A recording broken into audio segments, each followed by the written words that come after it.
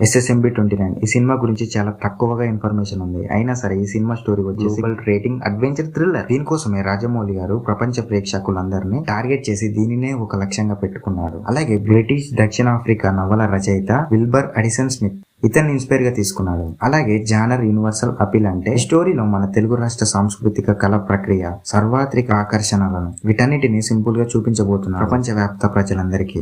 ఇది global adventure film కావడం వలన 2 భాగాలుగా తీయబోతున్నారట. మహేష్ బాబు క్యారెక్టర్ ఎలా ఉంటుందంటే మన హిందూ పురాణాల నుండి హనుమంతుడి నుండి ప్రేరణ పొందిన భక్తుడు అనమాట. ఈ సినిమాలో ఈ క్యారెక్టర్ లోనే కనిపిస్తాడు అని బయట టాక్. అలాగే హనుమాన్ నుండి ప్రేరణ పొందడం అంటే మంచి పనులు చేయడం, మంచి పనులు చేసే వాళ్ళని ఎంకరేజ్ చేయడం.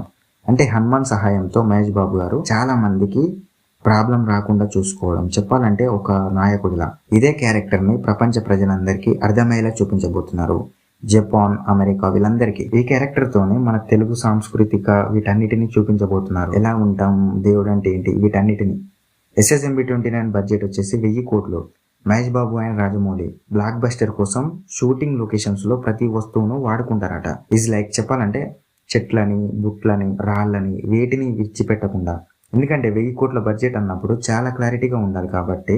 అలాగే ఈ సినిమాలో నటించినందుకు మహేష్ బాబు అండ్ రాజమౌళి గారు వీళ్ళిద్దరూ ₹1 కూడా తీసుకోకుండా వర్క్ చేస్తారంట. దీనికి కారణం బెంచ్ మార్క్.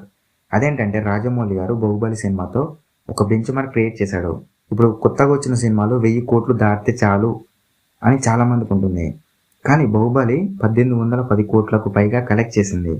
దీన్ని బ్రేక్ చేయాలంటే చాలా కష్టం. సో ఇప్పుడు రాజమౌళి గారి టార్గెట్ వచ్చేసి ఈ బెంచ్ మార్క్ ని డ్యామేజ్ చేయాలి. అంటే బాహుబలి సినిమా కలెక్షన్స్ ని బ్రేక్ చేయాలి అని చెప్పి ఎస్ఎస్ఎంబి 29 మూవీతో బ్రేక్ చేయాలని చెప్పి మహేష్ బాబు అండ్ రాజమౌళి గారు వెయిటింగ్. ఇప్పటిదాకా టచ్ చేయలేదు కదా, ఈ సినిమాతో మేము బ్రేక్ చేస్తామని చెప్పి ఆ బెంచ్ మార్క్ ని బ్రేక్ చేస్తామని చెప్పి వెయిటింగ్ అనమాట వీళ్ళిద్దరు.